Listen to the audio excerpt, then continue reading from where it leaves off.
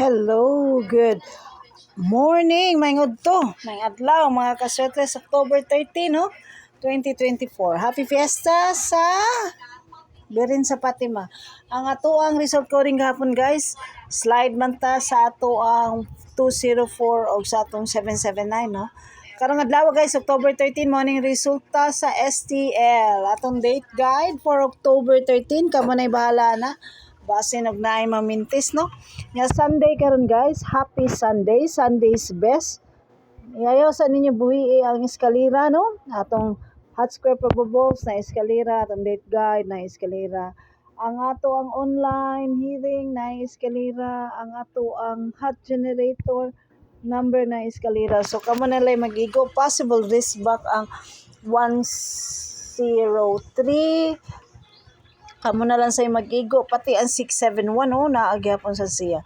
Ato ang pamitsa, kamo na mag-igo ani, guys. Unya 113, na atong maintain nga 113. So, ato ang hot square atong date guide from atong 3D probables nga page sa atong amiga nga si 3D probables.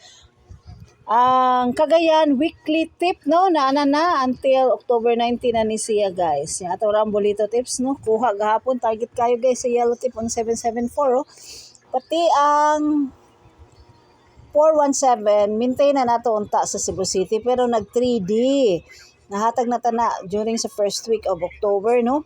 So sa nitaya na sa 3D, congrats, no. Good luck na tong tanan, mga kaswertes, no. Saan basta karon Sunday's best eskalera all palihog, ayaw ninyo buhi, mga kaswertes. Good luck ka tong tanan, no. O naagya pa ng 4-0 basig na delayed lang, no. Wa na ra ba na ko na siya gibutang karon. So good luck na to, guys, para karaw alas 2, alas 5 ug alas 9 na draw.